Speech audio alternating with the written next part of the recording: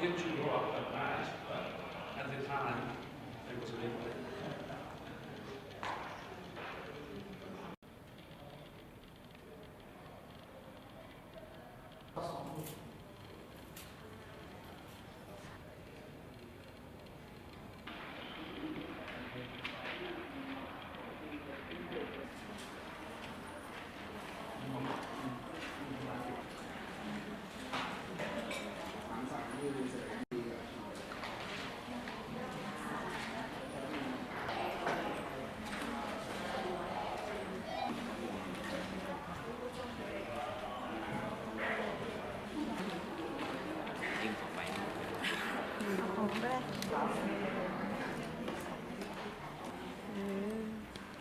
กลางวันมาสัมมนามาเลย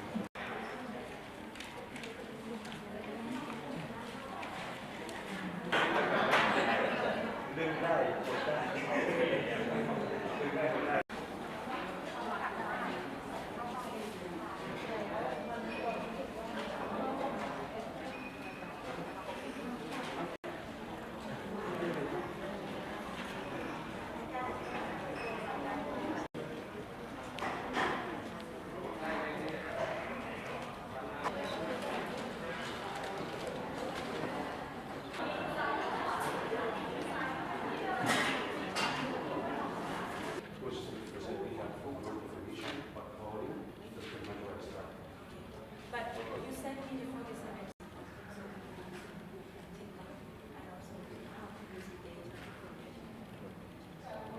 Going out and when they have to go and look at the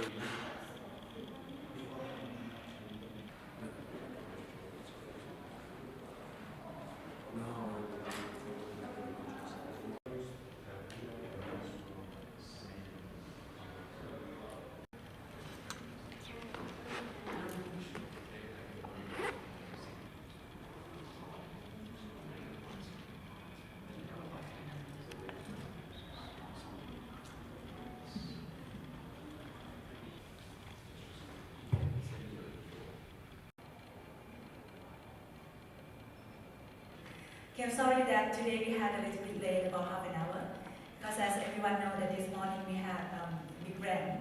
So another member that is coming probably will join us later. So we have to start now because one of our speakers have to leave, go back to Singapore today.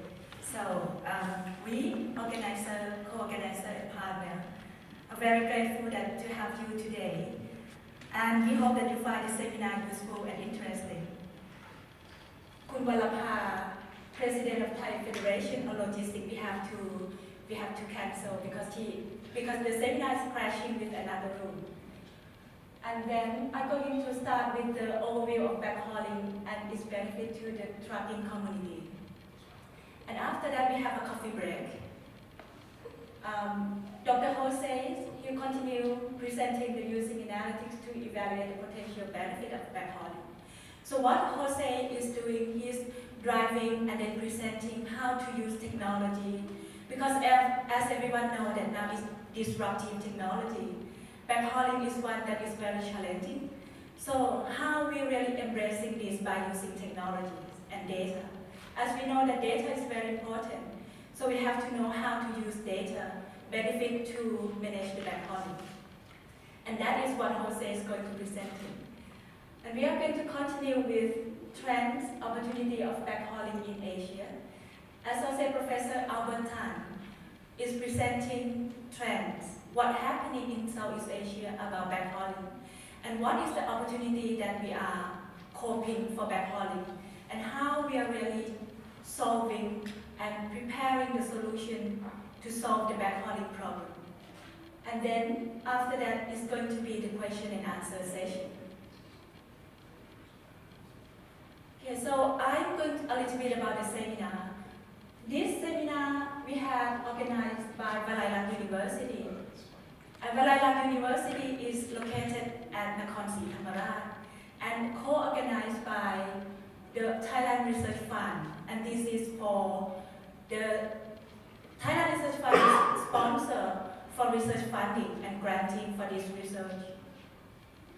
The Thai Federation of Logistics, Thai Federation of Logistics is supporting for industry connectedness, and also have two special thanks for Thai Federation of Logistics that helping organizing today's events. Malaysia Institute for Supply Chain Innovation and MIT Global Scale Network for having Albert today with us, presenting and sharing his experience and his research in backhauling in Malaysia, Vietnam, Thailand, and also from China. Also, our co-organizer is University of Chile, who supporting Jose to come here today and presenting, sharing us with what is data analytics, how to use technology for backhauling. We have special thanks for the support for the Airport Authority of Thailand, Eagle and Sea and Expedition Company Limited. All these three companies are supporting in terms of the data, in terms of interviewing and sharing information of the backhauling. So before starting, I want to talk a little bit and introducing our speaker. So may I introduce myself again? I'm Janya Chanchai Chujit. I'm currently a lecturer in logistics and supply chain at School of Management, Walayalak University. So my area is logistics and supply chain. So I, in fact, not a straightaway academic. I was from industry. So it's quite a long way before step in academic. After I finished, I worked in industry for logistics and supply chain in various roles. So I start from implementation and implementing MRP and ERP system for the company in Thailand. And after that, step in production planner, logistic planning, and also marketing and exporting for the logistic company. And you know, like for a couple of years in industry, so I was step in academy. And this is the way that I involve in terms of the backhauling, because I found that from my experience working in industry, transportation is something that is very important. The transportation is, we have to get coordination, also combining together between academic and also with the industry. Okay, so next speaker is Associate Professor Albert Tan. So Albert Tan is currently an Associate Professor in Malaysia Institute for Supply Chain Innovation and researcher at MIT Scale Network. Albert has various experience in logistics and supply chain. His expertise is in transportation, and also he's consulting to various firms in Southeast Asia. So we hope that Albert can sharing and also contributing to our seminar from his experience and also his research work. Next speaker, Dr. Jose Salvador Rosas. Jose is original from Chile, and he's adjunct professor at University in Chile. Jose's expertise is operation research, mathematics, and he's the one as well that is very expert in a very emerging trend now, that is data science and data analytics. So he is presenting how to use the technology, that data and information managing the backhauling. Okay, so now I start my presentation.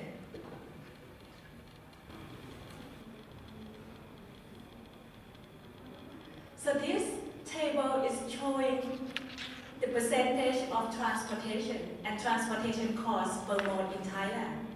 And what we can see here, we can see that for road freight, that is dominated for transportation in Thailand. And I believe that this is also in Southeast Asia as well. But what we can see here, the majority of our transportation also has the highest transportation cost. So this is something that is not very good, because our majority of transportation cost has the highest transportation cost. So if we want to reducing transportation costs, want to reducing logistic costs, so what we have to do?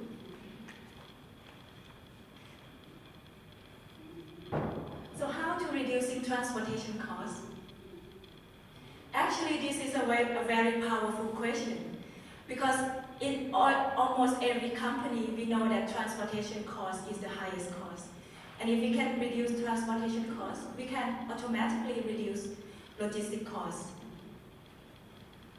Okay, so basically when we want to reduce transportation costs, we are thinking about change mode of transportation. So the mode change is one solution that is come up in our mind. But when we change mode of transportation, how are we going to do that? We're changing road transportation to rail transportation. We have to change road transportation to sea transportation. But that is not easy, because to change mode of transportation, we have to deal with infrastructure. Okay, we need a new rail track. We also need a new seaport. And that is not us. So actually this is up to the policymaker level. So if we cannot control these, and change mode of transportation may not 100% feasible, so what else that we can handle? What else that we can manage to reduce transportation costs? So probably might be another one, that we are trying to reduce the fuel consumption, or we change to alternative fuel. But that is also not a very huge consumption. It didn't give us a big saving.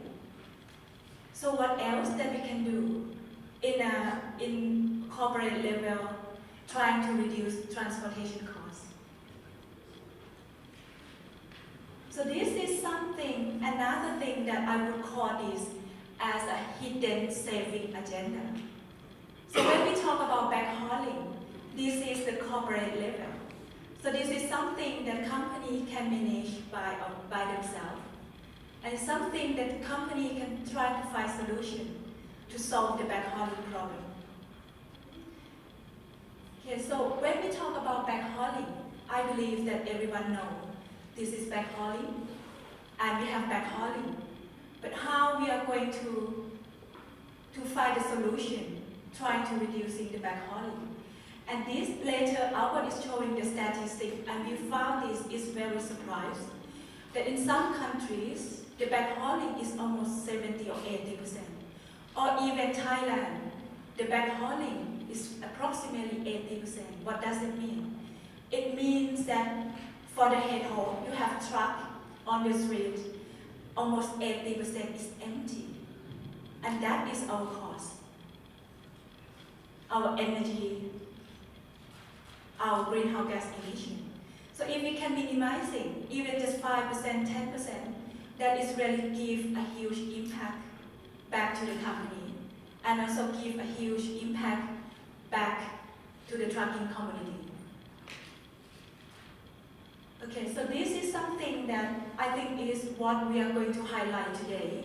And this is the theme of the seminar today, that how to use technology managing the backhauling. Any trends and any opportunity that we can embrace for the backhauling situation in Asia and also in Thailand. Okay, so backhauling in terms of the trucking and logistics is the returning trip as a commercial truck that is transporting freight back over and part of the same route that it took to the current location. So this is what normally truck, they have the original and then transporting to the destination. But all those trucks, they have to go back to their original. And as we know, all the transportation cost is actually absorbing for the returning trip. If we can minimizing, that means that we can minimizing, reducing our transportation costs. Okay, so this is backhauling. And in next session, Jose, he is going to presenting tools and technique, and also what technologies that we can use in terms of managing the backhauling. Because backhauling is very important. Because it's not only one single company that is dealing with backhauling. When we are going to managing backhauling, we have to have a partner. We have to dealing with different type of the truck company. We also have to dealing with any partner, any other company that want to share the demand and supply. So who else has the space, empty space, and who need the products for transporting? So information sharing is very important. And as we know, information is something that is very, very large. We need real time, we need a very quality information. And that is why we need the technology and we have to deal with data. For next sessions, Albert is going to sharing trends, opportunity for the backhauling in Asia. And Albert is just sharing with me yesterday. It was very surprised. Have you heard the company name Convoy? Okay, if you don't, Google it. This company is going to be a new big thing because Bill Gates is just invest millions of dollars in this company. And this company's business is only doing backhauling in America. So even America is really concerned in backhauling, it means that this is the next big thing. Okay? And Albert is presenting opportunity and sharing in each country how they going to dealing with backhauling and any website or any service that dealing with backhauling. Okay, so I'm going to give the stage for Jose. So can you join me to give a big applause to Jose, please?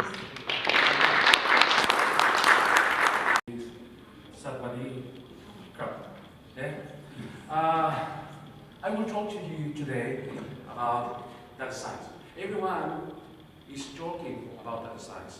Everyone is actually looking at data science as the big solution for the problems. However, if you really want to do proper data science, you need to look at several aspects that are related to it. Otherwise, you will go down the path of lying to yourself and lying to everyone else. Yeah? So pretty much, I'm going to talk about what data science is and what data science is not. Then I'm going to talk to you about some practical aspects of what you should be doing or what could be desirable when you're trying to implement data science in your areas. Then I will discuss the concept of actionable insight, which is the new buzzword that is coming, you know? And finally, I'm going to give you some conclusions. So, as a general background, every rational company, what they want to do, they want to either save money, increase efficiency, reduce costs, and so on. If you don't want to do those things, you're not going to be a rational company. And there are examples of companies that are not rational. So it's not necessarily the case that you need to aim at being rational, but from an economic point of view, if you are rational, you're going to maximize your profitability. So it makes sense. Now, if you want to be a company that is efficient or profitable, what you have to try to do, you define strategies. Now, you don't just simply define strategies based on the weather of the day. If you wake up the morning like today and it's raining, you are not just going to plan your production for the day because it's raining or because it's sunny. So in order to create a strategy that allows you to maximize your profit or to reduce your costs or to be a rational company, you need to definitely look into using tools to take decisions. Yeah? So you don't take decisions out of thin air, particularly because problems are really, really complex and you have so many variables, then you need to worry about the tools you use to take decisions. And that sounds nice. There's books and books and books that have been written about those models. But prior to the models, you need to feed those models with data. And that's where part of the problem lies. So, what is required? First, and most importantly, you need a proper definition of the problem you're trying to solve. And I know that this sounds pretty obvious, but every company I've been talking to lately, they don't have a single clue of what they want to solve. I'm helping one company in Australia. What they did, they said to me, look, we have this database. What can we do with it? So it's like, you know what? They already collected data and they don't know what to do with it. Examples, for example, mining industry. How many of you know a little bit about mining? Pretty much. No one. Okay.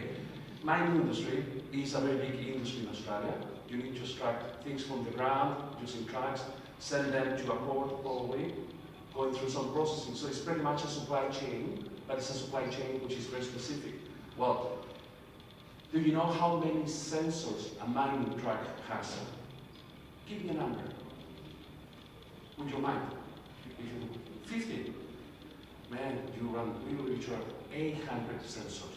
So you have something to measure the pressure of the air on each wheel, how much weight you have, vibrations, you know, RPMs of the cylinders, temperature, you name it and you have it. What do you think the miners do with that information? They probably organize one party once a year to say, yeah, we have collected a lot of information. They do nothing with the information. So they are sitting on that information. They say, we are collecting data, but they don't know how to use that data. So that's the problem the other way around. Just because you have data doesn't mean that you can solve a problem. Yeah? So first step is to define the problem. And then once you have a problem, the next important bit that you need is to figure out what is a good solution for a problem and what is a bad solution for a problem. You need to be able to discriminate. So let's say, for instance, that you would like to make more money, then the way to discriminate between good and bad solutions is the amount of money you make with a given strategy. Yeah? From China, but a different definition is pretty much using the empty track that is going back in a more meaningful way. So try to make a use of that track that otherwise is going to be lost. Yeah? From the previous definition though, this one that says a backhaul is a cargo, back from point B to the originating point. Since it costs almost as much time to drive empty as fully loaded, this makes economic sense, since it helps to pay for the waiting expenses for the trip back to the originating point A for the tracking company and or tracker. From there, the important points are the cost of transportation between points A and B. So, obviously from that definition, if you want to do backhauling, you need to know how much it costs to go from A to B. Well, that information, as far as I have been looking at, is not that easy to obtain. You know? You may make an approximation for it, but the real cost of going from A to B is not publicly available in any country. Then, you need to figure out what economic sense means. So, the definition of economic sense will depend on who is the owner of the problem. If you are the government, for example, you may like to increase the social benefits. If you are a particular company, you would like to maximize your profit. If you are a customer, you would like to minimize your costs. So there are different competing objectives that are not necessarily aligned. Then you need to look at what operating expenses are. Let's say, for instance, that in order to get your truck loaded, to make a backhaul, you need to wait a couple of days. Well, those couple of days are not free. You still need to pay the salary of the driver, that's going to be doing nothing. In some cases, you may be paying for parking the truck. So the cost of running an operation is important. And finally, the trip back. Is the trip back just going from A to A or A to B, or you can have small deviations? Because if small deviations are allowed, then you need to look into all the possible combinations that will get you from A to B, which makes for a very, very difficult optimization problem. So reverse logistics, pretty much, for doing reverse logistics or backhauling, you need to know the supply and demand relationships. You need to know who has capability for transporting goods, or who has available trucks, and then who has cargo that would like to transport. So ideally, you would like to use that information. Yeah? Because then that will give you the state of the system at any point in time. But sometimes that's not possible. So the next thing to do is to use forecasting. Try to predict what the future is going to look like. Yeah? Then you also need to take into account geographical constraints. You need to take into account different type of tracks. It's not the same to move livestock than to move, I don't know, acid or chemicals, or to move goods that require fridges or whatever. So if you start to think on this problem, you will start to see that the data requirements can be really, really big. The other thing that you need to figure out or consider your problem, and we will mention that, is that the different economic agents in this problem have different motivations. Simply stated, if I have a truck, ideally I would like to get full price to use that truck to backhaul something. If I'm a customer, so I want someone to backhaul my load, I will probably try to play with the dates to get the lowest possible price. So they have different objectives, so this is not a problem where there's an easy economic price or equilibrium price. So what is the conceptual approach to solve this problem? First, on one side we have reality, and reality is measured by looking at data sources. Yeah?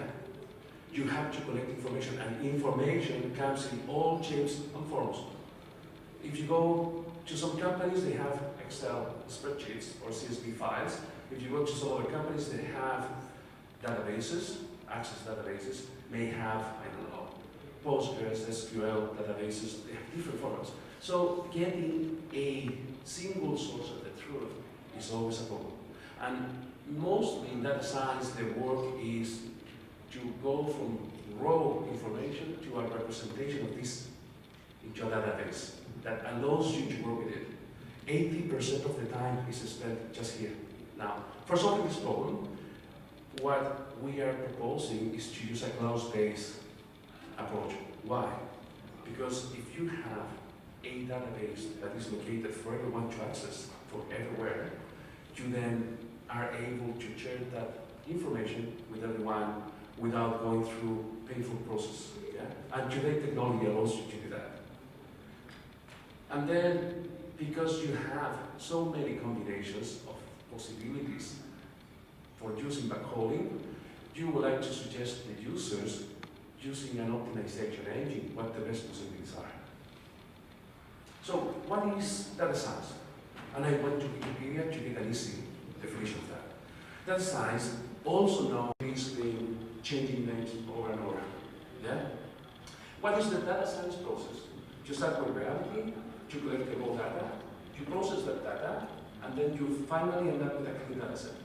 That's really important. If you have a clean data set, you cannot do data science. Now, maximum value is 10 million kilometers. What would you say about your data set? Is a good one? Is a bad one? I mean, 10 million kilometers. That poor guy was driving probably like 10 years, you know? If you understand the point, sometimes you get these databases that are so contaminated with outliers that you need to take a decision about which data will survive or what you're mentioning with that. In some other applications, like in mining, when you're measuring the grades, how much metal is contained in a piece of rock, you are actually interested in those extreme values. Anyways, once you get your clean data set, the next thing is to use exploratory data analysis. Very basic, just to see where your data is. Then, you put your data to models and algorithms that they will be used depending on what you want to do, to finally create what is called a data product, which is a solution to a question. With that, you can make decisions, which in turn is they're going to be implemented in reality. So this whole thing is like a cycle. You get data, you clean the data, apply an algorithm, take a decision, and change the state of the system. Then you see what happens. Get the data again, take another decision, and you keep going on. So it's really continuing improvement. Now, if you get a data set, what first thing you will do? This is pretty much what everyone does. If you get a list of values, everyone will go and calculate the average. That's the first natural reaction in most people. Now, guess what? Once you calculate averages, you are getting things that are not representative of reality. There's one example of that. This guy, Des, my head, he's a statistician. He said, look, The average human being has one breast and one testicle. This is not such a human being, but however, that's the average. So if you run into doing everything with averages, you will end up with things that do not connect to reality at all. There are other versions of the same. So this guy, baseball player, say, suppose they have one feet on an ice bucket and another feet on fire. On average, you're going to be okay. But in reality, you're freezing one foot and you're burning the other one. And this other one, he's a Chilean poet that says, there are 2 loaves of bread. You eat one, you eat 2, I eat 0, the average consumption is going to be 1 per person. So the problem with averages is that you are trying to comprise, to put in one single value the whole richness of possible distributions, you know? So you are condensing everything in one value, you are missing a lot of information. Most of the operational research models are, for example, using average values. So it's not surprising that you get conclusions that do not connect to reality. So really be aware of averages, they are there. Yeah? What you will actually do, when it's a classical idea, you have variables that help you to explain some quantity. So you have what we call independent variables that help you to explain Q. You know? Now, once you get a relationship or equation that tells you, yeah, this is the thing that's going on, you are not necessarily going to get causality. Yeah? And this is the next problem. Whenever you are doing data science these days, or a lot of people that do data science, they get this list of values. One of the things they do, they calculate the correlation coefficient. How many of you have heard about correlation coefficient? You can raise your hand if you want, and don't be so shy. 1% at least. Correlation doesn't mean or doesn't imply causality. Yeah? And we will talk about that.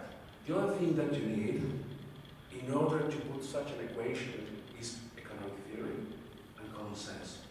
And unfortunately, common sense cannot be trained.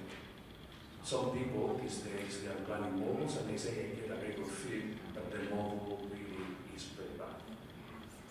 So, out of the techniques, this is an important distinction that needs to be made. Everyone that is talking about that science these days, they're also talking about machine learning by trying to imply that they are the same thing, but they are not. Machine learning is just a set of techniques to tackle data science problems. Yeah? Causality is generally defined as the relation between cause and effect. A causality relationship between 2 events means that if something happens, then the other one is going to happen.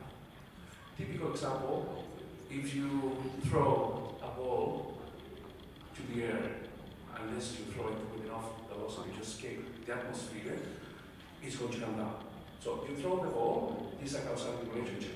It's coming down at some point. Yeah? Now the problem is a lot of people think that that causality is measured through correlations. And what happens is if there is causality, there is correlation.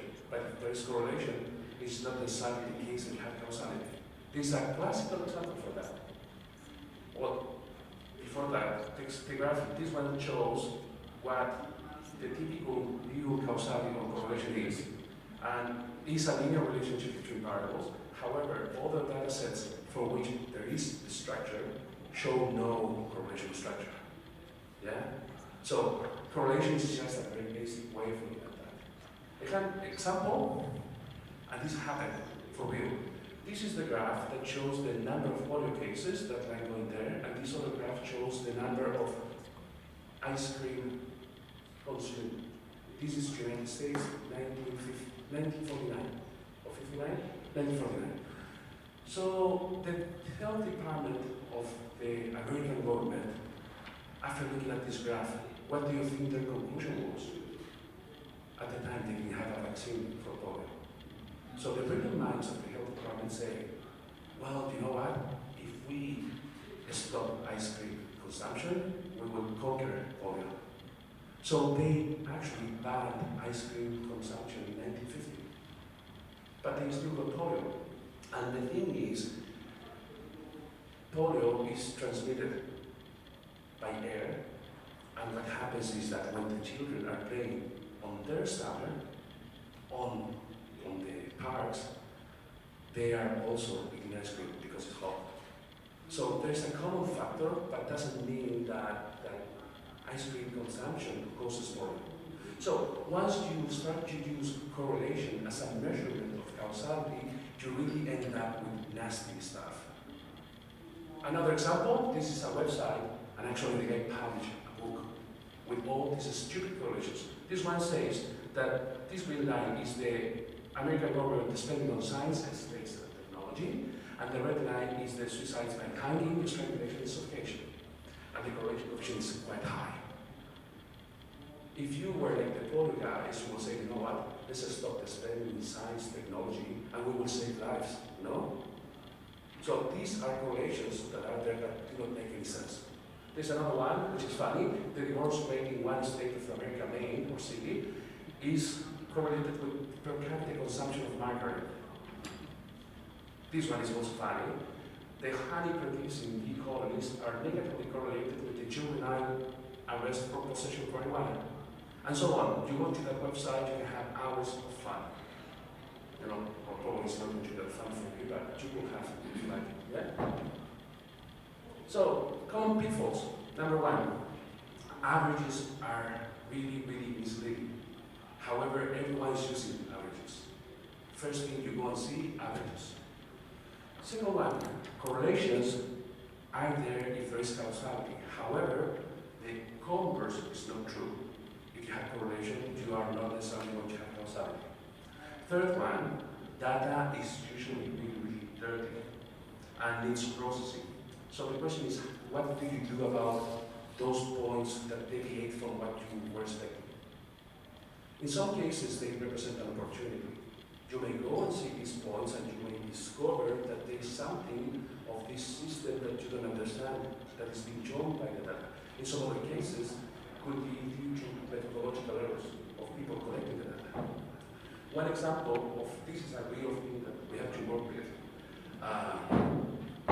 This company that they produce military vessels in Western Australia. So we got the measurements of sensors coming from these vessels, you know? We got this sensor that was active 360 days in a year. Out of 365 days, that sensor was on 360 days. So, well, obviously, if you have a sensor that is telling you an alarm that's telling you something wrong, that should not happen. Well, guess what happened? The person that was operating the vessel, he got the sensor once, he got the sensor twice. The third time, he just simply minimized the window and he never pressed the button again. That sensor was put on a door, and that door was a heavy traffic door on the vessel. So obviously, if you are going to have this thing that is going to be coming out every half an hour, you already hate it quite quickly. Yeah? Tens of thousands of spreadsheets with graphs. Everyone loves doing Excel graphs, but no one really understands what they are for. So be aware of that. So practical aspects. As a general rule, you like to have as much information as possible. Yeah? However, you are not necessarily able to collect as much information as you want. Let's suppose, for instance, that you're looking at macroeconomic variables. How often is the GDP measured? GDP, if you're lucky, you get it every quarter. And every 3 months, you get a measurement of the total value of the goods imported and exported for a country, activity levels, whatever. So, in some cases, you're just limited by how things are measured. Even if you would like to have this information on a daily basis, it doesn't exist. So that's one problem. Yeah. Sometimes the data is just what it is, and there's nothing else that you can do. Yeah. So this is a very quick list of my take of what I think should be data requirements for the backhaul code. And I may be totally wrong, and if I'm wrong, I'm more than happy to have a chat with you after we finish, so you tell me where I went wrong. But I have an idea of what the data should look like. Number one, we need a track list for every track that is present in the system. We need to know the capacity of the track, any special requirements. So you have tracks that are refrigerated or ones are not. We need to know fuel consumption. different machines or different engines have different fuel consumptions. We need to know the emission levels, cost per kilometer, as a minimum. If you can get more, better, you know? But if we need to make an economic sense of the backhauling problem, first thing we need to know is the truck which is going to be used to transport material, how much it's going to cost me to transport things. Second one, more or less experience, and so on. They have different costs per hour. I guess that junior drivers, you pay them less than senior drivers. Or people that transport certain goods require a special license. So different licensing may require different salary. Then we have the important bit, which is all the possible origins and destinations for trips. So let's say, for instance, that you want to transport goods from Perth in Western Australia to Bangkok in Thailand. You cannot do that by truck. Not the full trip. There's this ocean between. So you may go by truck all the way up north to Pilbara, then put that in a vessel and then get it down somewhere, you know, Malaysia or Singapore or whatever, and then trucking it up. So you really need to figure out on your transportation network where you can go to and from, because those are all the possibilities that you have. And then, obviously, if you get historical information, that's where you can start to exploit that information to figure out the patterns on the data. So like, the good that was transported, the drivers that were used, how much time you spend loading, how much time you spend unloading. Yeah. And other things that could affect your trip. So let's say, for instance, like this morning is the best example. You got heavy rain in the morning, everyone will travel to get here early in the morning because of traffic. So some events of a nature of uncontrollable that you could affect the transportation time. So those are important. Then supply information. Who wants to move parcels? So you need date, quantities, at least, and which fleet was used. Then the other one, which is demand information, date, quantities. So with all that, you can get historical supply and demand relationships, so you get to understand what your market is about. If you don't understand what your market is about, there's no possibility of creating a forecast of what the movements are going to be. Then you get the fleet characteristics, which means in particular you get to know the cost, so you know how much it's going to be to go from A to B. And then you will get an important bit, which is the uncertainty level. Because data is not perfect, you will get to know how much error you have on your measurements that can be used later on to provide a probability of things happening. Which tools can you use for analysis? Right now, there is a poll that is running every year, so this is the result of the last 3 years of this poll of tools. And today, if you want to do data science, you need to program. Period. There is no good solution that fits everyone. So you need to use either Python or R. Those are the industry standards. The SQL that was important in the past is fading away, you know, and then you have all sorts of different tools. Excel is still there because a lot of people that feel comfortable with it. Yeah? What is the important bit though is you get the data, you analyze your data, but you still want your users to interact with your system. So in order to do that, you pretty much need to figure out which tool is the right one. In the past, you had these big mainframes, not anymore. In the past, you had these desktop applications, not anymore. Everything now is going cloud. Everyone has Dropbox, everyone has Google Drive. The technology now allows you to have a database sitting there. What are the benefits of that? If you need more space, just simply go and buy more space. First. Second, you minimize loss of information. Why? Because these services provide you with backups, regular backups. So if you have electricity problems or whatever, then you will get a backup somewhere. And then, the most important one, they enable remote collaboration. So in a problem like backhauling in Thailand, which is geographically distributed, you really need people from all different places So that's definitely a requirement. The application, any application has always two sides to it. One is the front end, which is what the user sees, and the other one is the back end, which is where the information is lying, that the user usually don't see. And currently, this is represented on the technology that is used to do these things, which is the mobile view controller technology. What is the mobile? Is the database, so it's the mobile for the data.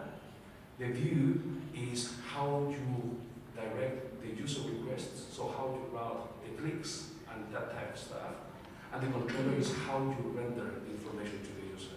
So this is pretty much the back end, this is the front end, and this is the glue between the two of them. Yeah. On later this afternoon, I have used all these technologies, and this is just a fraction of all the available technologies. This is where the problem starts. You have so many things that are available. Some of them you have to pay licenses, some of the ones are open source, but may have problems. So you need to take a decision of what you think could be done.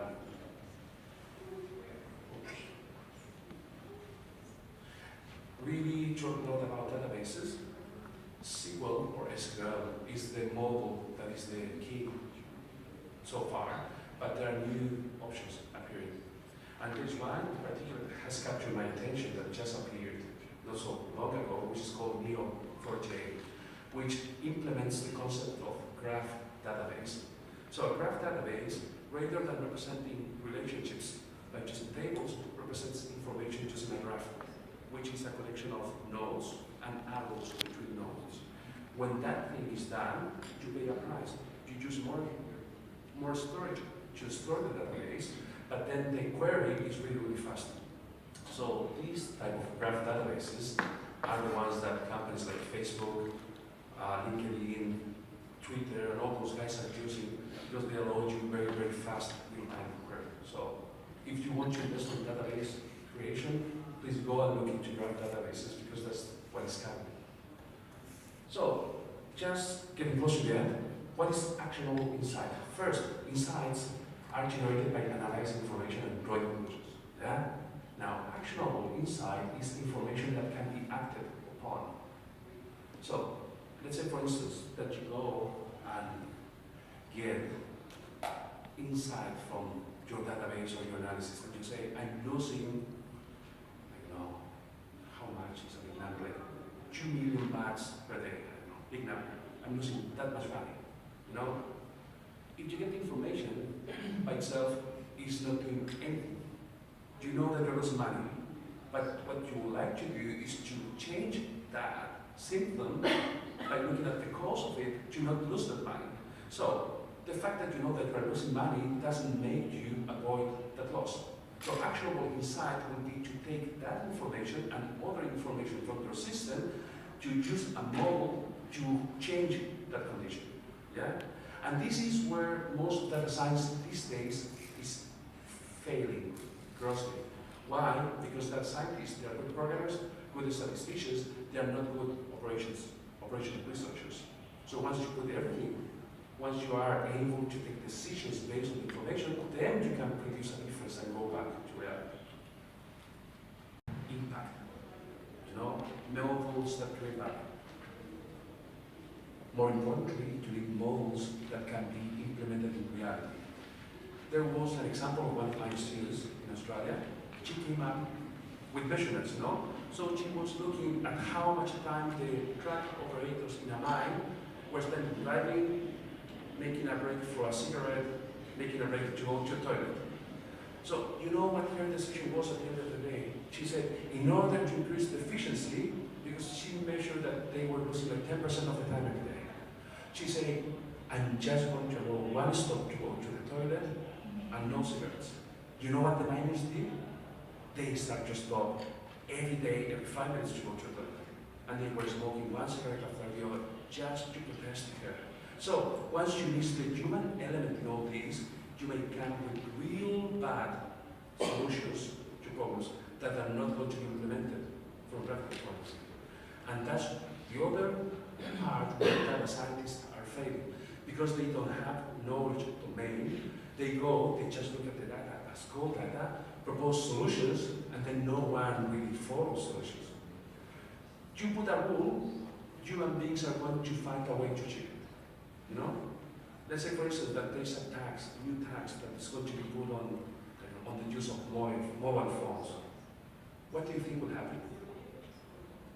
I would probably get my son a mobile phone and would use it, because maybe he's not going to pay the tax. You know what I mean? If you get a rule, human nature is trying to figure out the way of the shortcut to avoid that. So, what type of actionable insight is the one that we need for the backhauling applications? That is a hot topic for debate that I would love to hear from you guys when you go down and visit us. But as an example of successful things that have come from data science is the GPS example. Do you know that GPS tracks, well, depending on which part of the world you are, they turn only for one side. So if they are in North America, they just turn to the right. If you are in Australia or Thailand, you just turn to the left.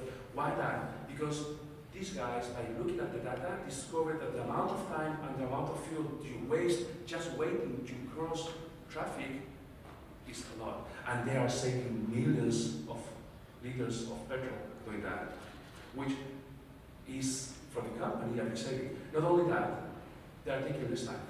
So it's not the shortest route that you will get with a classical optimization algorithm, but it's a policy that allows them to save planning time. Brilliant, you know? Question, is all about money?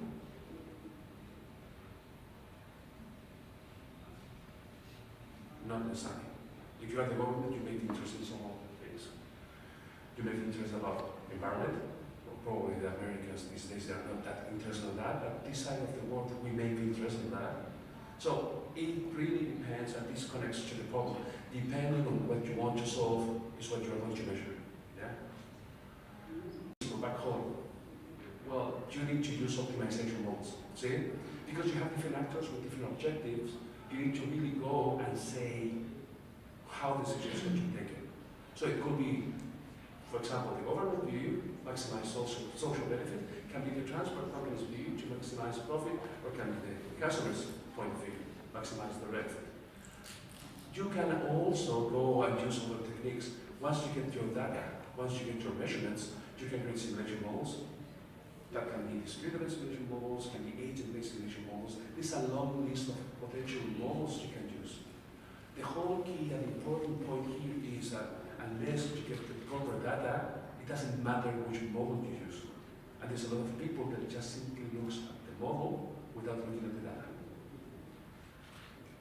Final comments? Look at people. Yeah? People really will find a way to change the system. So if you do the wrong thing and you don't have an action in place to get your people on board, then it's going to be a misalignment, and then your solution will never be implemented. Conclusions, and this went on. That is everywhere. That's a fact of life.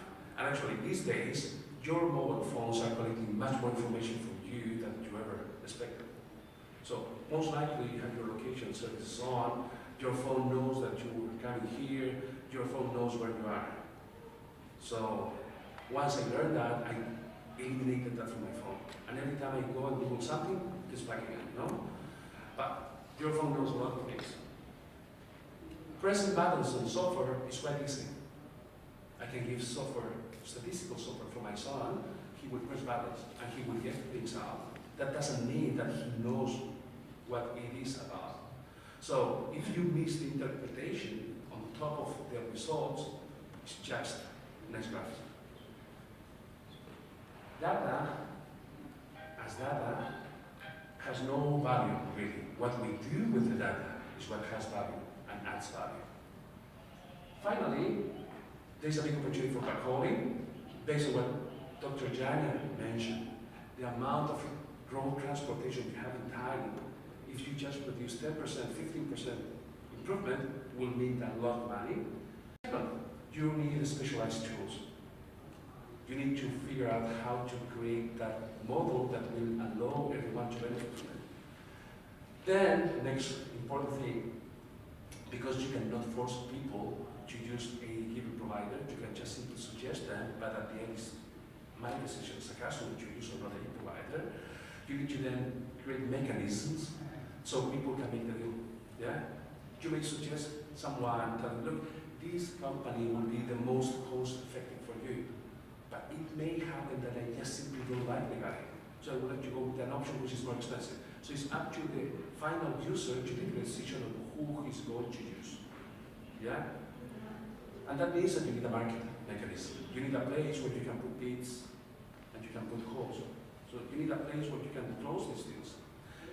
The most important element you not be forgetting is people. If you don't have people on board, everything is going to fail, believe me. So that was my presentation. Many thanks and apologies for my very bad English pronunciation.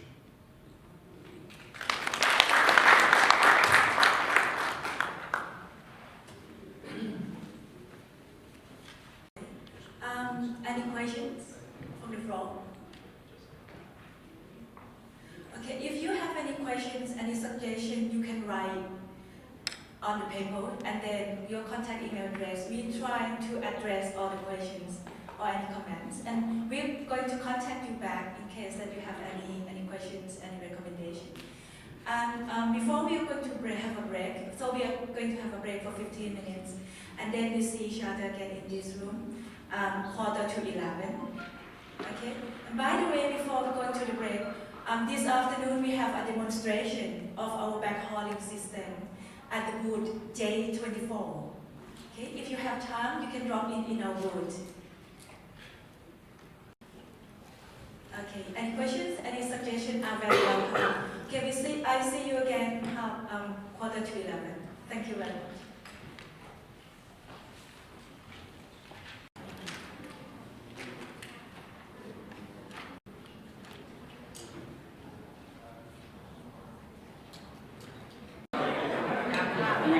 We need to go to the lawyers.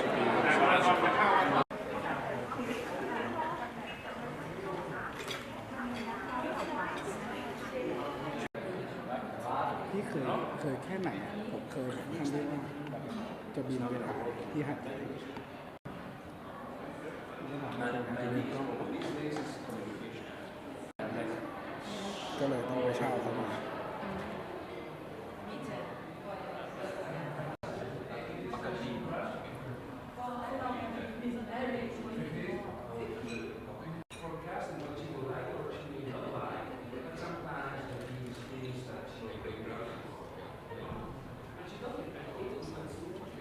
The deviations from average are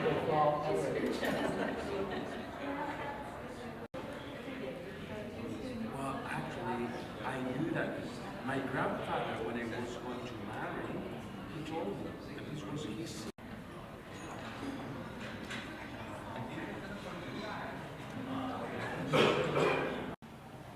Hi, good morning, everyone.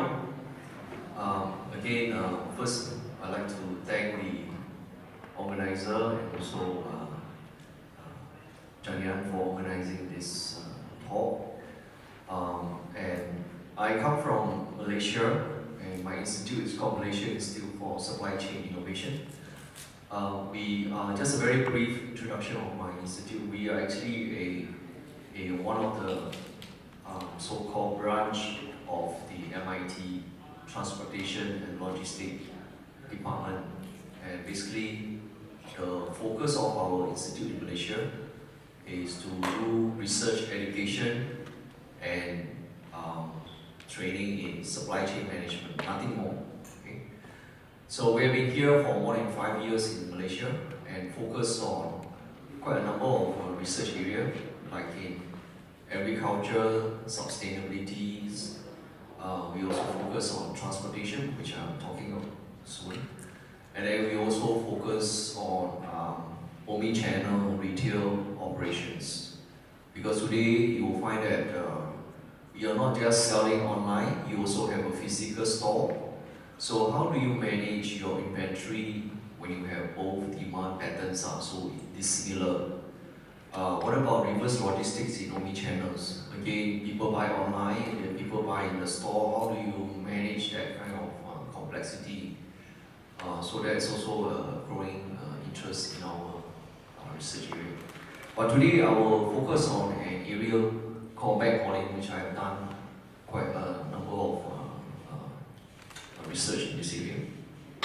earlier have already given you some idea what is backhauling and what it does. Just to give you some idea why is backhauling important, right? The challenges that we face today is that you will find that most of the time there are a lot of uncertainty of trucks available. You don't know when are the trucks available for you. Okay, and also there are also a lot of uncertainty of when customers calling for trucks. You have no idea because it's all very opaque, right?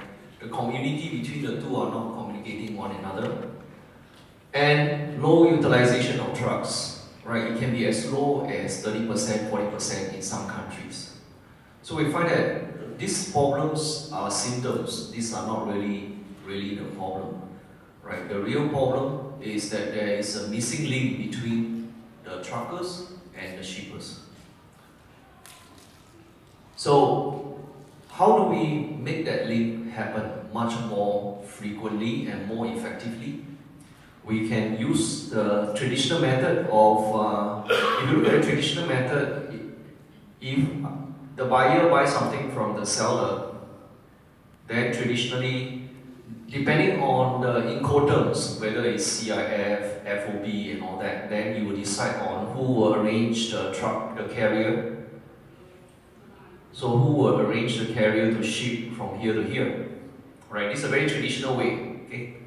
But today, we also have a third-party company that doesn't own any assets, and his job is to arrange trucks to ship from the shippers to the, from the shipper to the buyer.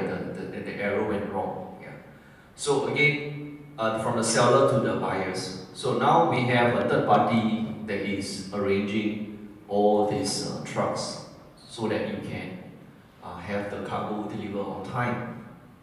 So this is a little bit better, but it's still not the best. Okay, because this third party will earn some margin from the carrier, and then he will charge more to the person who is paying for the freight. Okay, it's not transparent yet. Then we look at the situation in different countries. So I've actually analyzed a lot of countries in Asia. What are the kind of backhaul opportunities? Transport rates are very fragmented. Today you can get a quote for 1,000 and tomorrow another one at 600. Okay, it's very inconsistent. And short haul truckers frequently return home empty in China. This is in China's situation. They don't have any backhaul, so they just go back empty.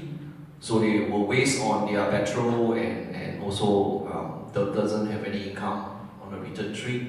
The long haul will have to wait for a long time.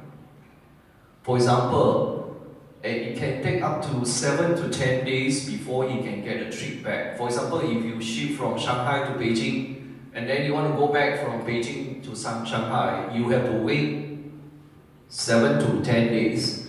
And imagine each day you park, you have to pay 580, and then the lodging and the meal per day is about 60. So on average, you are paying 100 to 145 just to wait for cargoes to be shipped back to where you want to return. So that's the cost of backhauling today. Why? Because of information not available between both parties. Now let's look at Thailand. Thailand also have similar problem because in Thailand, based on the study done in 2012, if you look at the total distance traveled one way by trucks, okay, and then coming back empty, 59,000 versus 51,000. So you can see that there's almost like 90% of the trucks come back empty. Yeah. Again, these are long distance, right? So we are looking at the amount of fuel that you burn but not carrying any cargo. So again, this is a bit of a waste of your money in the return trip. Then we look at Malaysia, that's where we come from. there was a study done very recently, and they find that 77% of the trucks were going back empty, right? 77%. So it's a big amount, right?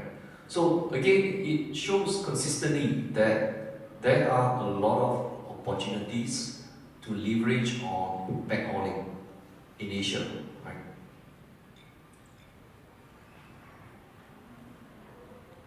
So, an example of this kind of a way to solve this problem is to use a middleman, but it's an online middleman, right? We call this an online backhauling system, or sometimes you can call it cargo to go or whatever, it doesn't matter, okay? And whatever the buyer want to ship something, you will send the request to the middleman, and the middleman online will check whichever carrier is available and then respond to the buyer. And if the buyer is okay, and then they will arrange the job and ship it to the from the seller to the buyer. Right? So we are seeing a lot of this online middleman floating up today, and one of them could be the Uber freight of the future. Right? It's a matter of time that you will see this will happen in Asia. So, given that with this online backhauling, you don't have to wait for 7 to 10 days in China, nor you have to wait too long in Asia, any part of Asia. Now, what is so good about this is that even the trucks, if you are not using them, you can post online that your trucks are available from this period of time, and you can engage them, and the rate definitely will be more attractive to the shippers. So that will lead to higher transport utilizations. Okay. On the other hand, if any of the shipper want to send cargo, they can post the job on the internet, and then they will get the broker to respond whether whichever carrier that is more than happy to do it. And now the carrier, the shippers, have more choices. Instead of just engaging one truck drivers or one truck company, now they can engage any trucks that are in that portal.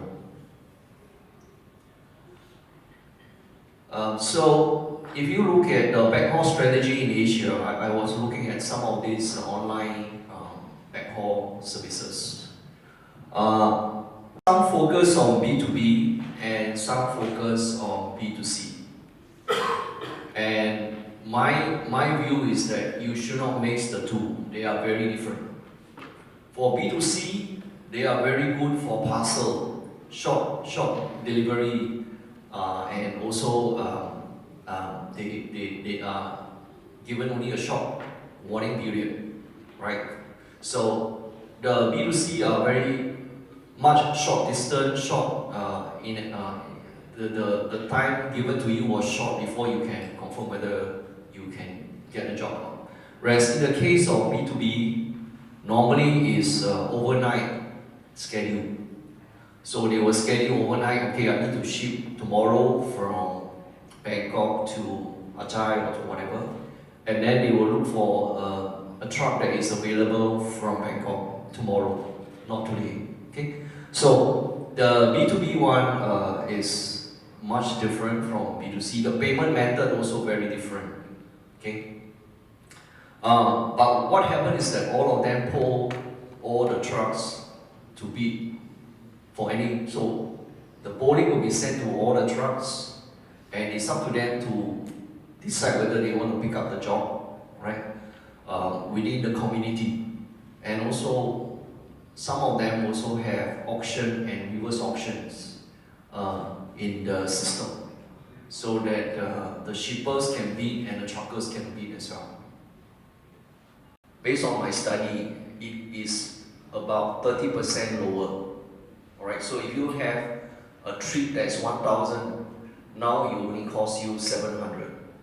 Because instead of returning empty, you just charge at 700 and recover your petrol costs and some labor costs. So that's why you find that it's much more economical to charge at lower rate. So you will get around 70% of the normal rate. The cargo itself can be guaranteed in some cases. You can actually go to your regular portal there and book. Just like in Vietnam, for those who've been to Vietnam, you know that they have a lot of motorbike, and Grab motorbike is the most reliable one. Those guys who wear a green hat. So if you go and take any motorbike, you get a book a Grab motorbike, you are safe. If you get from other motorbike, you're not sure whether you will be in the place where you want to go, you know. Yeah, I don't know about in Thailand, but in Vietnam, Grab motorbike is the safest. So again, you have to position backhauling where the truckers are reliable. You cannot get those truckers that you don't know who they are and then you go online and you try to bid for them. The B2C, you can allow that, but for B2B, the cargo can be a few thousand $. You cannot afford to lose any of this cargo. Okay?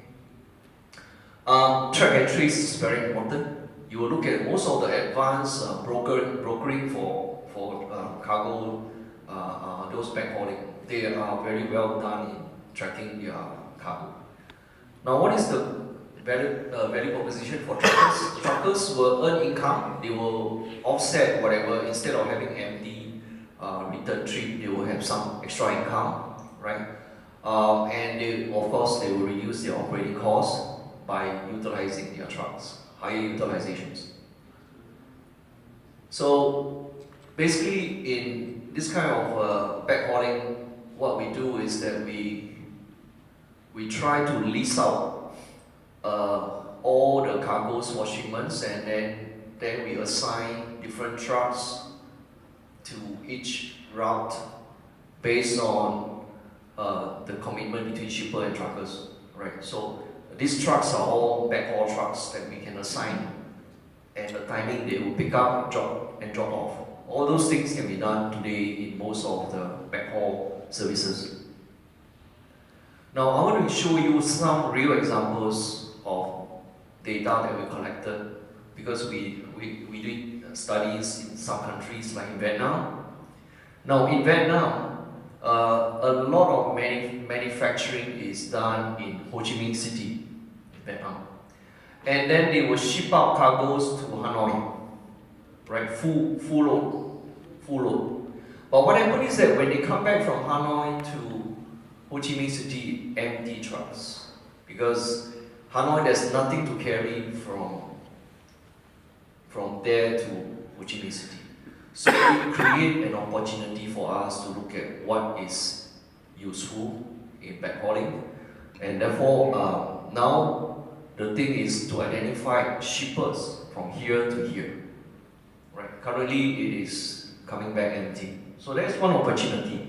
Let's look at Malaysia, where I come from.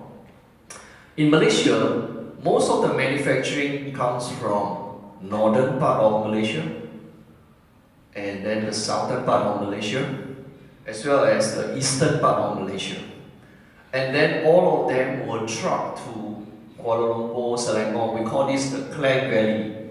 This is where the consumer is the highest, consumption is the highest, right? And then when they go back again, empty trucks. Almost 70% go back empty trucks. Okay? Why? Because there is no manufacturing here to ship things out. Okay? So again, we identify another set of backhaul opportunities that we can actually think about what can we do to look at all this backhaul, right? So every country you should analyze where are the manufacturing point, where are the consumption point, and normally it will go one way. Now the question is, when they are going back, what can I do with those trucks? Huh? So, of course, another thing that we look at Vietnam is that why not we ship cargo from China in Kunming? So there are a lot of cargoes from China coming down, right?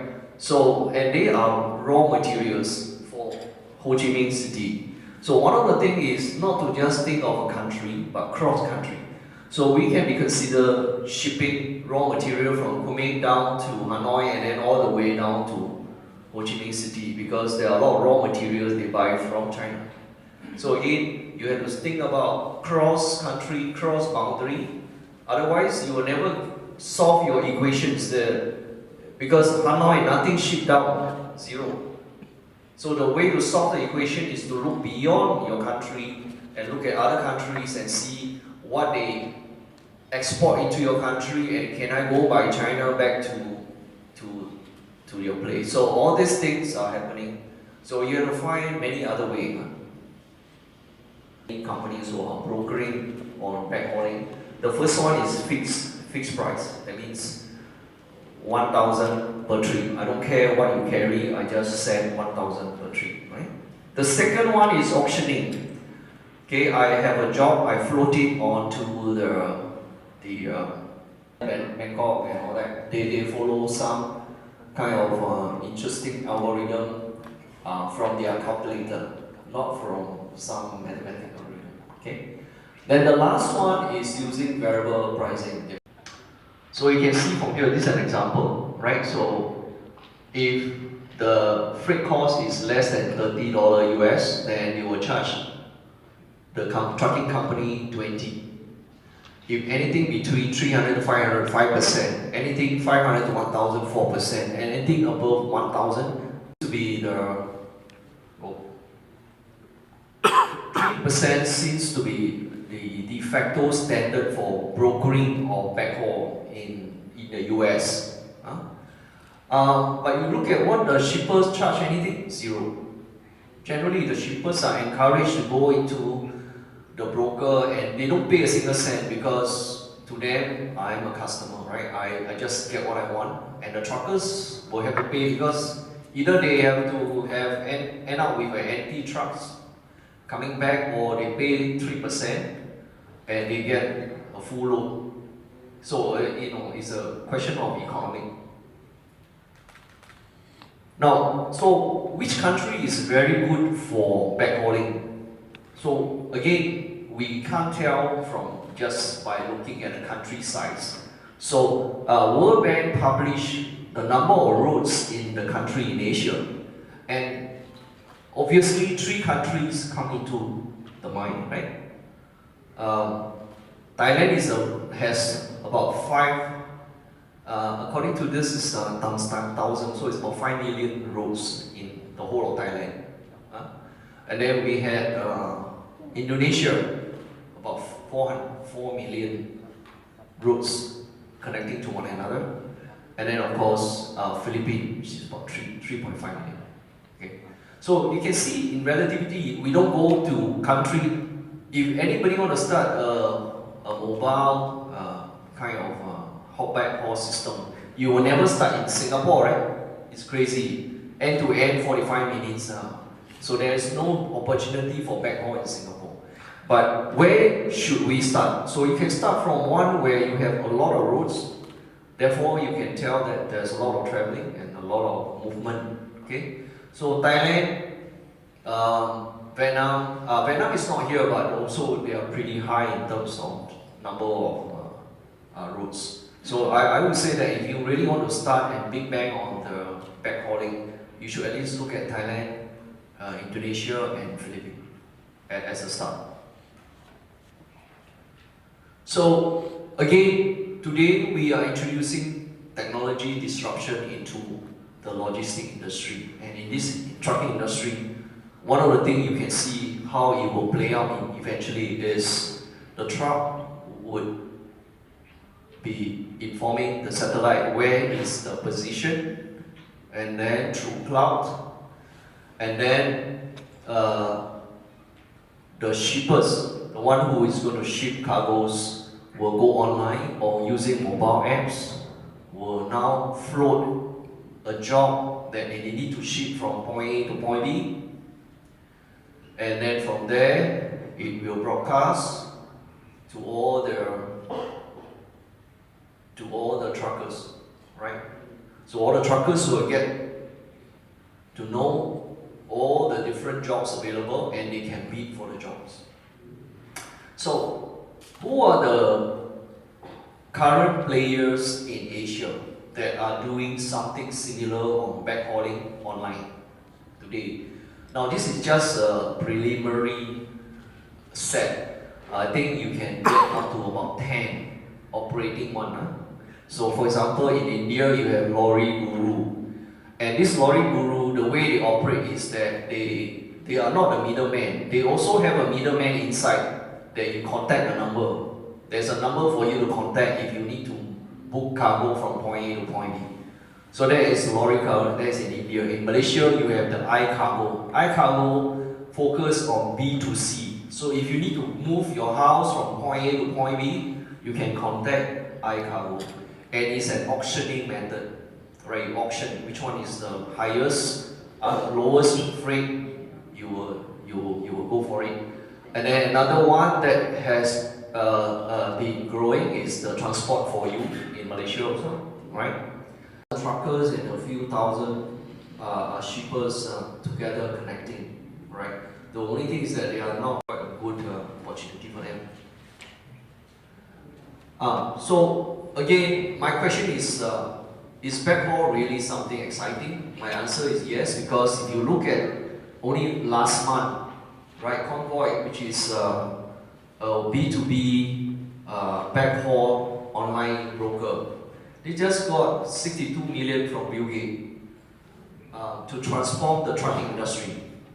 And Bill Gates, as you know, is very conservative in investment of new startup company. And they just invested in this Convoy. And this will compete with Uber Freight in the US. Uber Freight is also running something similar, right? Here, right? It's on backhauling. Again, you need to understand that B2B is different from Uber. The payment method is very different, and many things are quite different from Uber and Grab. So you need to change the business model. You cannot copy blindly what Uber do and then bang onto the trucking industry. It doesn't work that way. Okay. So every one of these guys that you are looking at are still refining their business model. Right. There is no one that say theirs is the best. Everyone is refining it, and therefore it's a good time to look at each one of them and which one is more closer towards giving the shippers and the truckers more value propositions.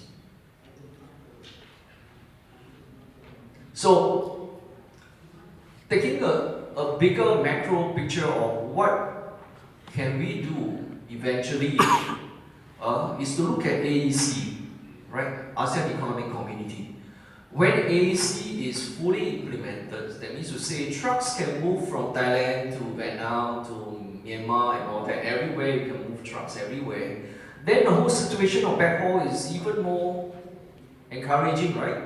Yeah. So now you can move your truck from Singapore to Thailand, or from Vietnam to Thailand or Malaysia, anywhere, move up and down. So this is where the big numbers come, right? A lot of time we see a lot of shipment from Thailand ship all the way to Singapore and bypass, go through Malaysia. And then when they go back, it's empty. From Singapore going back to Thailand, it's empty. So how can we leverage on these empty trucks going back from Singapore to Thailand? Same, a lot of time Vietnam also make some product and ship to Thailand, but when from Thailand coming back, it's empty. So now when we start to look at country versus country, then you see even more opportunity to look at how can we allow backhauling services to be provided when the AEC is fully operational. Okay, so I guess that's all I have for this morning, and I will now hand over to Jayan, and then we can have a question and answer to discuss more on any things that you think is critical or any point that you need to clarify on the backhauling services. Say in myself, an organizer of Bangkok University, the Thailand Research Fund, the Thai Federation of Logistics would like to thank you very much for coming today. And if you have any questions, please, we are welcome for any questions, any suggestions. Or you may write down on the paper and then hand it to us. I will try to contact back and address all the questions. So these are all the address of our speaker. If you have any questions, any suggestion, you can contact us.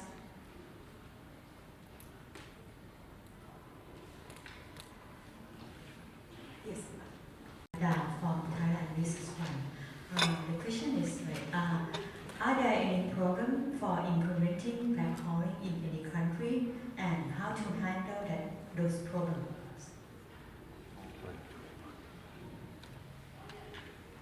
Land authorities, and some of these rules may slow down the implementation of backhauling. Because some, like in Malaysia, well, I give you some example of problem we face. I talked to some companies that transport flour from north to the south. But going back from south to the north, if we try to transport sugar, they will say no. Because the sugar guys say, oh, I don't want my sugar to be contaminated with flour. So there are still a lot of shippers are very worried about contamination in the trucks. And they will never want to share their trucks with another shippers. So you will find a problem of LTL.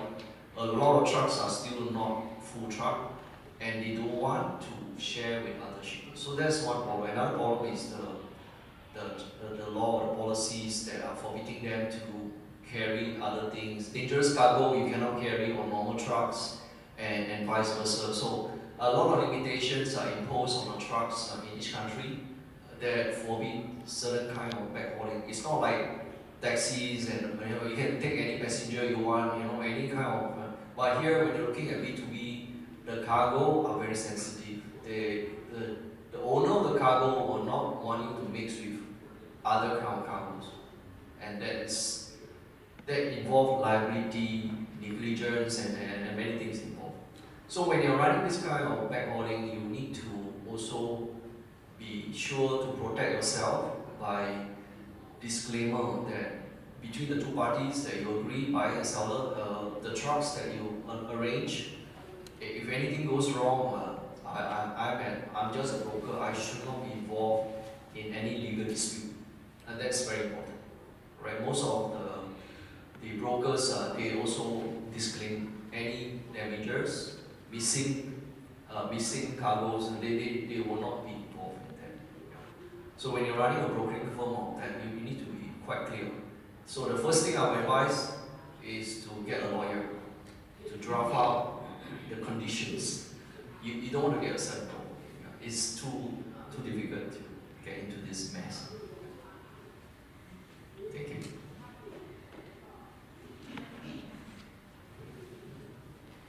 Any other questions? Now, another thing is also why is data science important in backhauling? Because sometimes you may thought that every job is incidental. It's random. It's not following any pattern. But you'll be surprised when I talk to one shipper. He say, "Oh, every Monday we will ship out cargo from point A to point B." So if you have the big data, you collect enough data about how different routes are being used more frequently than others, then you can actually predict when the next job will be coming, and then you can actually warn the truckers, hey, on Monday at this time we foresee there's a truck from north coming down. So that's about analyzing data, understanding data, and how it works. So predictive model will be very useful in this kind of online brokering system. So even Uber and Grab is also doing some predictive model. They know at what time one passenger will move from point A to point B, and they will station their taxi around there. Right? So they will give indicator at this time, just station around here, you will get a job somewhere. Same. So if we can analyze common behavior, I just talked to someone, he's not here. He's saying that on Friday, the number of trucks going in and out of their FTZ is very high. On Friday only, interesting. Why? There are some reasons. Interesting reason. Right? So, custom don't want to release goods until Friday. Interesting reason. Yeah. So again, as you probe into some behavior and we understand the behavior, that will be more interesting. That we know that if this is a common thing, that if people move from point A to point B on this day at this time, you just secure your trucks around there, you will get a job.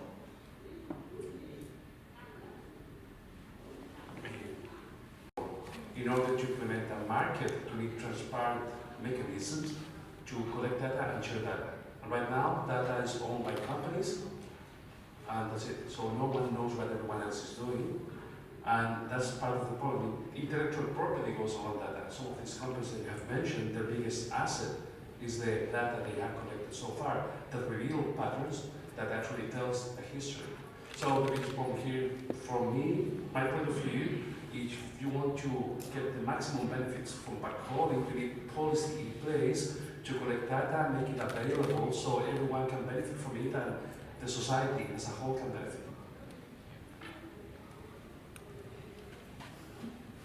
We did a study in Spain where we find that, Zara, they ship clothing by air from Spain to South America. Every week, one container by air. And then the flight, when they go back, is empty.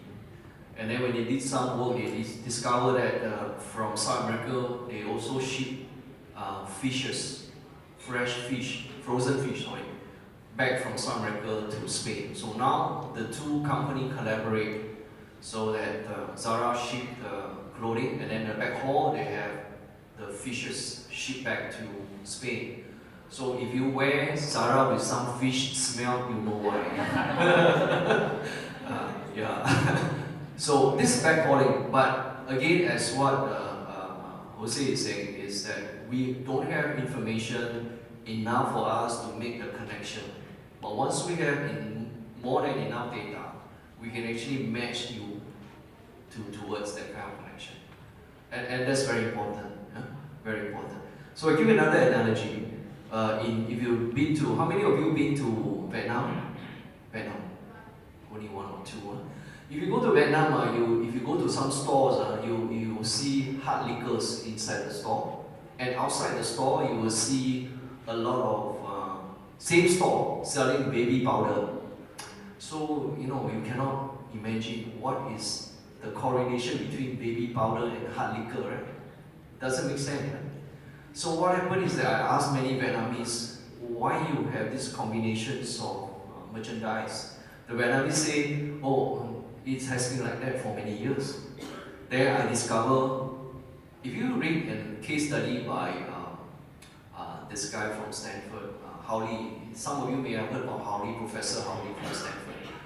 He was analyzing, at the time the diapers was, those baby diapers, any correlation with any other product when they were buying diapers, and the highest correlation, of course, we have to discount what Jose was saying, was beer. Yeah.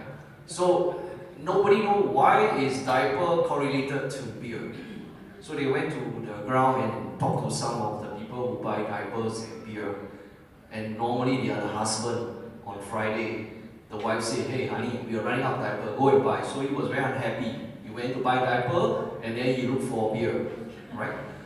So, and that's how the correlation become nearer. And then when I look at Vietnam, same problem. The baby powder running out, so they asked the Vietnamese husband to go and buy the baby powder, and they were asking, where can I buy liquor? So after a while they also sell liquor. So sometimes when the shops start selling two things that are totally non-compatible, because they are highly correlated, because when they sell something, they ask them, do you sell the same thing? After 4 or 5 times, Vietnamese like to make money, they will also sell hard liquor. So sometimes the correlations are very weird, but data tell the story, right? Tell the real story. So going back to backhauling, I think what we need in our research, I think Jania later on will explain. is to really collect more data, understand the behavior, and then from there analyze and see how we can leverage on the backhauling to reduce the shortages of transportation and also higher transport utilizations in Thailand. Yeah. Any other questions or clarifications? Have you tried to survey how many percent of business willing to share the truck with each other? As I see right now, there are around 70 to 80% of the truck is empty, all for backhauling. But maybe some part they are willing to share, but some part they are not want to share. And the next question is when I see about the logistics, there are some players like DHL or Curry. I think they have business that try to consider the transportation from country to another country. So they have the system already to handle the backhauling. So maybe some business in the future they want to have their own transportation system. They may try to use more carrier like DHL. Do you see some trend that people try to move from their own transportation to outsource the business to the global player like that? Okay, thank you. Maybe let me answer the second question. DHL, UPS, whether it's backhaul or not backhaul, they charge the same rate, no change in rate. They won't say, oh, this is a backhaul, so I give you 30% discount. Their discount is based on customer segmentation. If you are a good customer, I give you more discount. If you are one-off. So for DHL, they will optimize their network for the trucks, but they will charge you at full rate. So what we are proposing is that we have a consortium of SME truck companies, and we build the same thing as what DHL do, but then we will offer the rate at 30% discount. So that become more attractive for the SME trucks and for the SME companies to engage SME trucks. So we see there's more value here than compared to DHL and UPS, where you can see, the free rate will always be the same, whether it's backhaul or not, it's the same. Coming back to sharing of cargo, as I mentioned earlier on, generally people are very sensitive to sharing of cargo there, especially the food industry. But there are other industries that are quite willing to share, right? So like furniture, where they ship to a few drop point, so those things can be done. So yes, I think it might be a good idea that in our study we can also look into, in logistics we call that co-loading. I don't know if you all in Thailand use the same word, co-load. That means along the way you pick up some, you drop some, and then pick up some, and in the mail run you finish the whole day. Co-loading is quite common in Thailand, in Malaysia.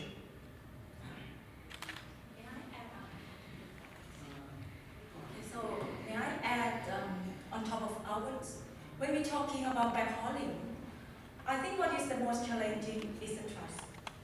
Because this is also depending on each country's culture and the business.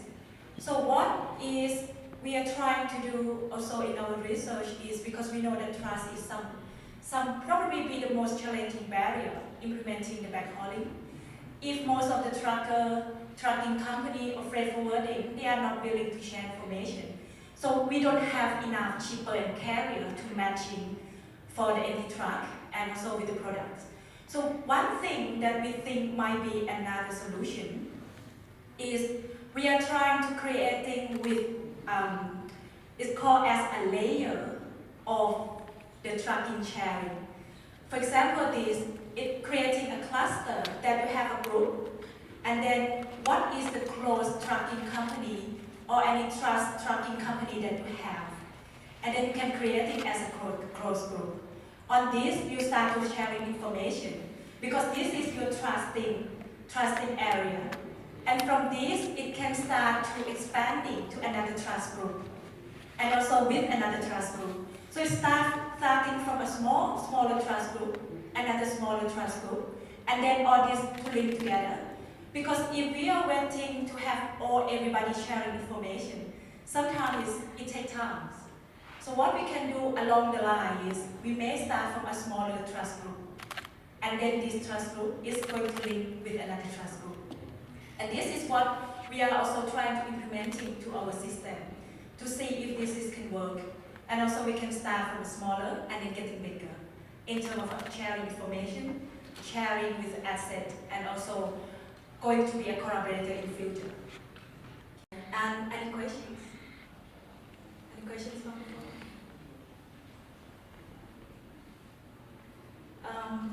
Okay, so as I think perhaps we conclude our seminar today, and again we would like to thank you very much for coming, even though that we had quite a bad traffic today, but you're still supporting us. And we have a booth on J24, and our booth is going to demonstrate a smart backhaul tracking system.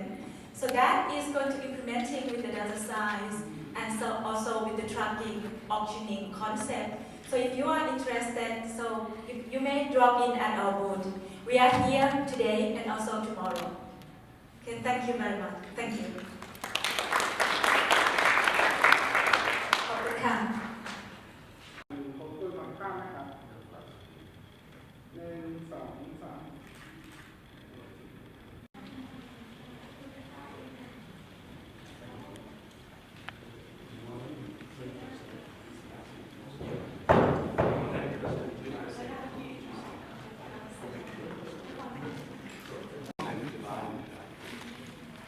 ขออีกภาพนะครับเอาครับ1 2 3 น้องครับ1 2 3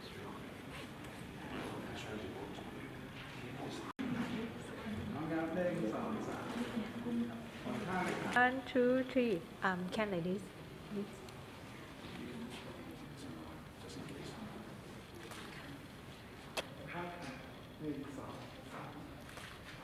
What's that?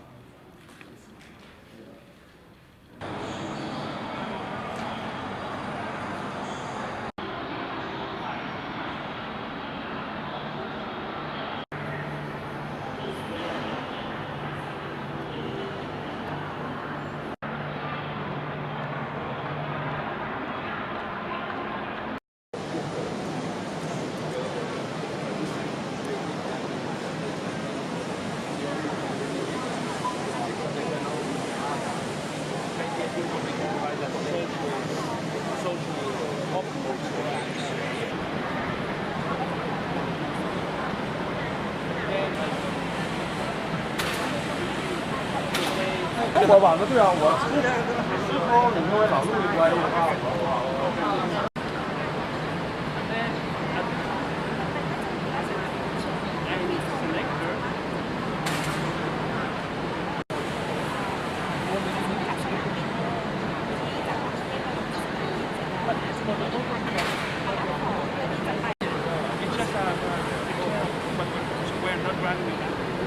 But the plan is to run another that the route.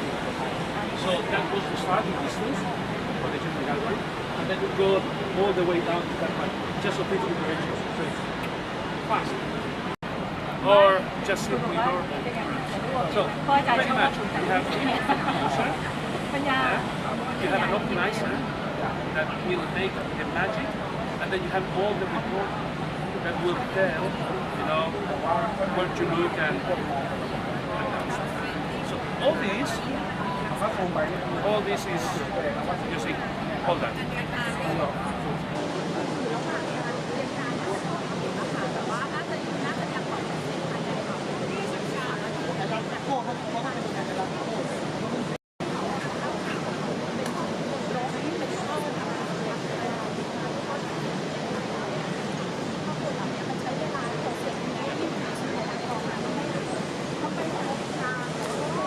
Government can ask for it.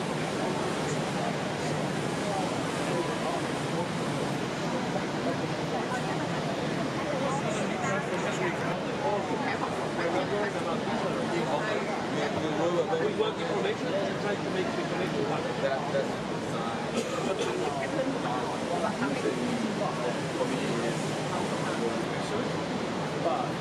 once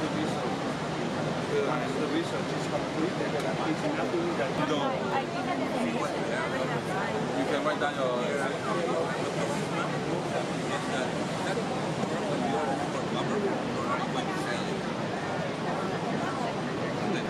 We have a problem like that right now. 30 delivery. I have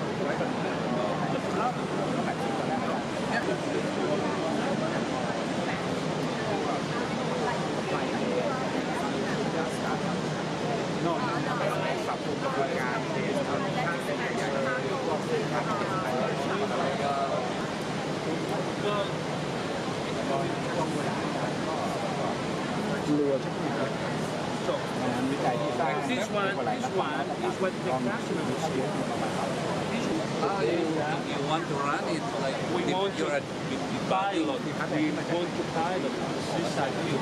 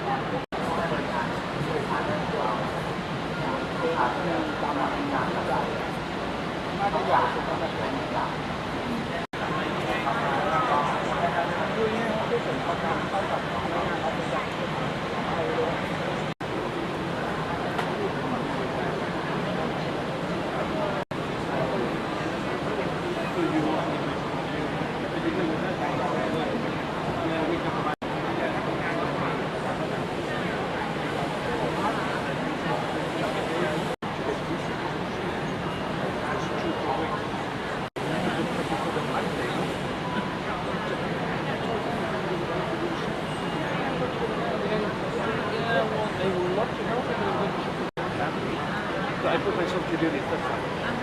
Oh, there is one question. There is one guy, Vacharapon, the guy that Research farm? yeah. He mentioned about the server.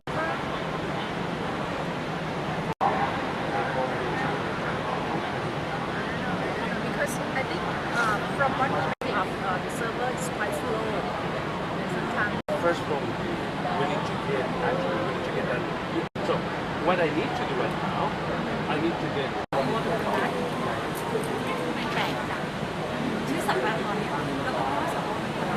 I need to create the views for mobile devices.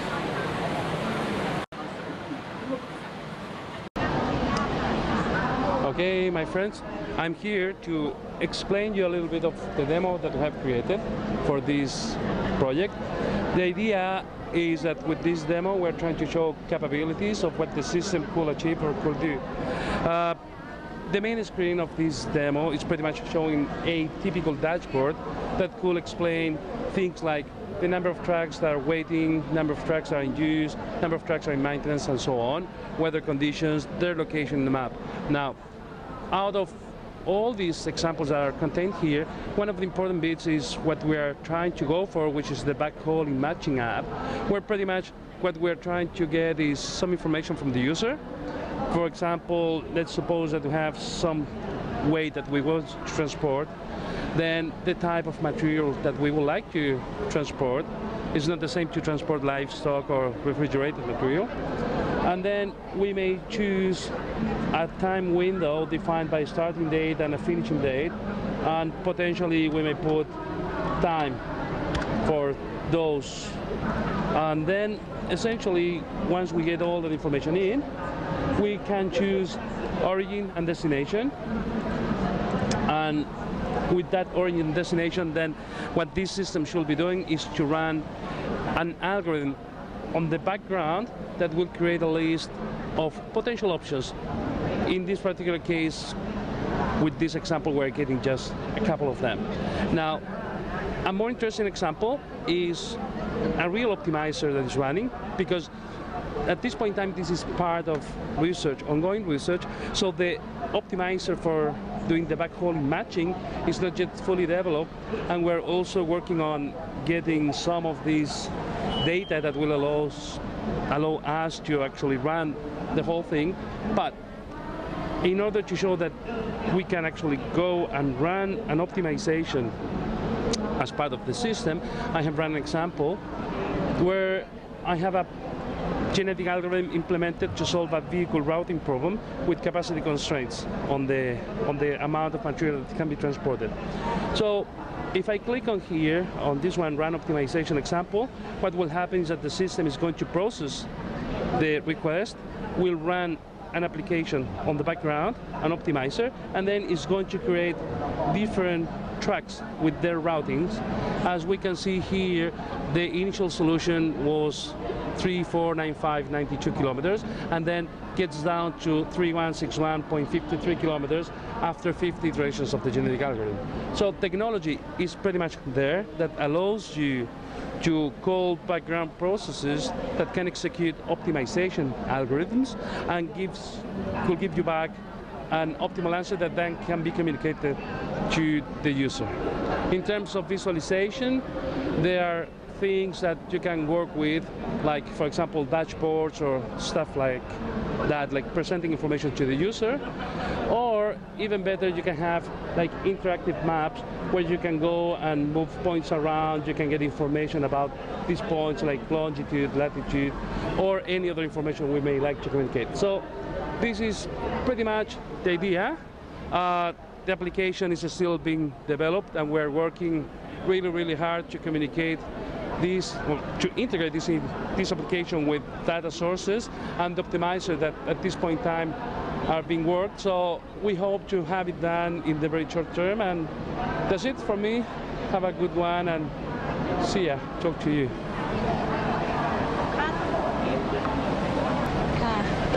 สวัสดีค่ะวันนี้นะคะจะอยู่ที่งาน TLOG-LOGISTIX 2017 นะคะซึ่งทางมหาวิทยาลัยวลัยลักษณ์ร่วมกับสกว.และก็สมาพันธ์โลจิสติกเนี่ยได้มีการจัดบูธนะคะในการนำเสนอผลงานที่เราเรียกว่า Smart Backhaul Tracking System นะคะซึ่งสำหรับงานชิ้นนี้เนี่ยได้รับการสนับสนุนในเรื่องของทุนวิจัยจากสกว.นะคะซึ่งเดี๋ยวเรามาดูกันว่าตัวระบบที่ทางทีมวิจัยเนี่ยจัดทำขึ้นมาเนี่ยเป็นยังไงนะคะ